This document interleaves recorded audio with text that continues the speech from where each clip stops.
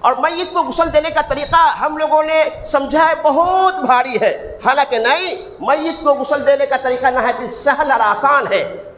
غسل میت کا جو طریقہ، غسل جنابت کا جو طریقہ ہے بالکل اسی کے قریب قریب، بس کچھ ہی فرق ہے، میت کا غسل دینے کا وہی طریقہ اسی طرح ہے۔ تو جب آپ میت کو غسل دینے کا ارادہ کریں تو سب سے پہلے اس کے جسم پر جو کپڑا ہے اس کپڑے کو آپ نکال دیں، یعنی ہاتھ میں جو کپڑے ہو تو آستین سے آستین کے کپڑے کو کینچی سے کاٹ دیں، پھر دوسرے ہاتھ کے کپڑے کو کینچی سے کاٹیں، پھر اس کو نکال دیں، پھر اس کا کپڑا ایزار، پینٹ، لنگی جو بھی ہو اس کو آہستہ آہستہ نکال دیں۔ اس کے بعد مرد کا سطر ہے ناف سے لے کر گھٹنے تک، تو اس سطر کو کسی کپڑے سے ڈھانپ دیں۔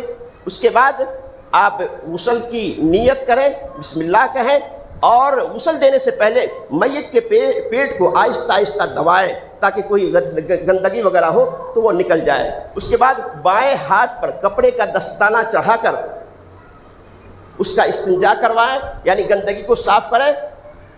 اس کے بعد وہ میت کو وضو کروائیں، جس طرح سے ہم غسل جنابت میں پہلے شرمگاہ کو صاف کرتے ہیں یا گندگی صاف کرتے ہیں پھر اس کا وضو کرتے ہیں، اسی طرح میت کو وضو کروائیں۔ لیکن ہم کلی کرتے ہیں، ناک میں پانی ڈالتے ہیں، لیکن یہ تو مرے ہوئے ہیں، لہذا ناک، منہ، دانت، کان وغیرہ کو گیلی روئی سے صاف کر دیں، پھر منہ کو دھوئیں، دونوں ہاتھ دھوئیں، پھر سر کا مسح کروائیں، پھر اس کے بعد دونوں پاؤں دھوئیں، غسل ہو گیا۔ اب یہ وضو ہو گیا، اب اس کے بعد کیا کرنا ہے؟ سب سے پہلے اس کے سر کو دھوئیں، صابن لگائیں، سر کو اچھی طریقے سے دھوئیں۔ اس کے بعد پہلے دائیں حصے کو، دایاں ہاتھ دایاں پاؤں، یعنی دائیں حصے کو پہلے بدن کے پورے حصے کو گیلا کر دیں، پھر اس کے بعد دائیں حصے کو اچھی طریقے سے دھوئیں، اور پھر اس کے بعد پیچھے کے حصے کو، پیٹھ کو بھی اچھی طریقے سے دھوئیں، اور اس کے جب دائیں حصے کو آپ دھو چکے تو اس کے بعد بائیں حصے کو بھی اسی طرح دھوئیں۔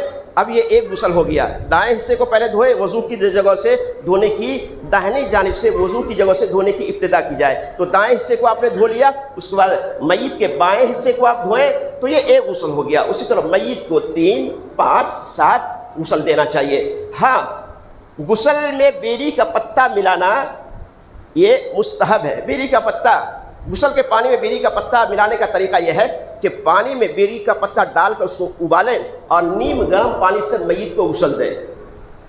اس کے بعد جب آخری مرتبہ غسل دینا ہو، یعنی آپ نے 2 مرتبہ غسل دے دیا اور آپ کا ارادہ ہے کہ تیسرا غسل، یا 4 مرتبہ غسل دیا اور 5واں غسل یہ آخری غسل ہے، تو جب آخری مرتبہ غسل دیں تو پانی میں کافور ملائیں۔